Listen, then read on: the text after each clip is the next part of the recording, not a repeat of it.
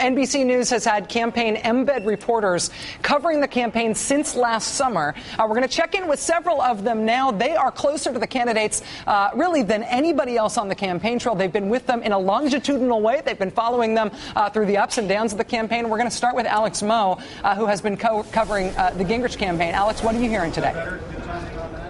Well, Newt Gingrich was out and about today campaigning in the Orlando area. He had 4 events, including 2 visits to polling sites where him and his wife Callista were meeting with voters and taking pictures, signing autographs, really seemed to be in a good, upbeat mood. He told me at his last event that he really wished he would have had time to visit Walt Disney World while he was in town in Florida, but he just didn't have the time.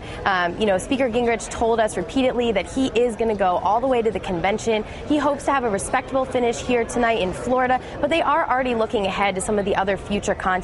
They fly tonight to Nevada, and he'll have his first event there tomorrow in Reno. Rachel? Alex, have you had any sense about what counts to them as a respectable finish? Obviously, all the polls heading into Florida tonight show Mr. Romney with a pretty big lead.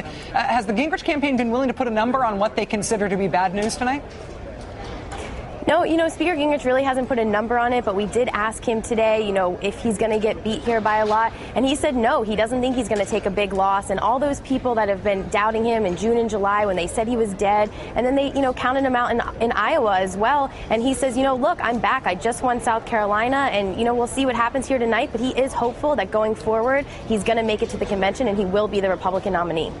Alex, thank you. Alex Moe covering the Gingrich campaign. We're now going to go to Garrett Hake, who's been covering the Romney campaign.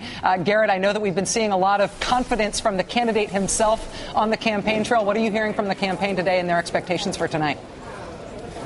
About the same, Rachel. These guys do expect to win here. They expect to win big. Following Governor Romney around on the campaign trail this week was sort of like watching Dexter. Had this guy who is sort of meticulous and smiling and not content to kill his victim, but wanted to chop him up into little bits. And that's sort of what you got at stop after stop after stop all week. The first things out of his mouth were, taking down Speaker Gingrich in a fairly aggressive but also sort of smiling way. Until last night at the very last stop, when all of a sudden any mention of Speaker Gingrich was gone. He was led the crowd singing America the Beautiful. It was sort of surreal. They seem like they're in a very sort of confident, calm place right now. Garrett Hake covering the Romney campaign. That is a vivid image. The Dexter thing is really creepy and excellent. Well done. Thanks, Garrett. We'll check in with you later. Thanks, Rachel. I appreciate it. All right. Finally, Andrew Rafferty is covering the Santorum campaign. And one thing you can know about the Santorum campaign, just from us going to Andrew, is that the Santorum campaign is not in Florida tonight. We're in Las Vegas tonight, where the Santorum campaign has essentially already moved forward. What are you hearing from the Santorum campaign in terms of their expectations right now?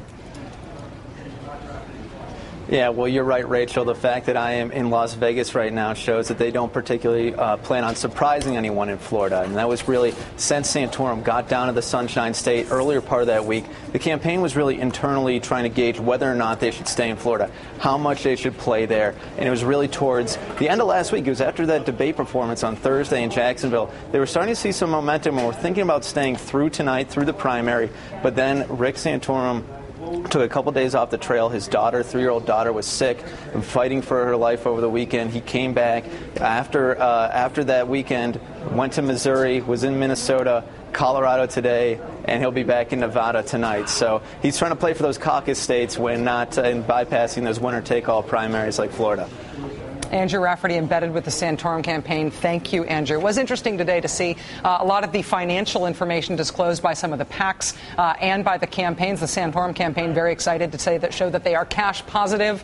They are using that to underscore the fact that they say they are moving on. Of course, all the candidates always say they are moving on before the voting is complete. We will see over the course of tonight whether or not there is pressure on any of these candidates to get out because of an unexpectedly poor showing.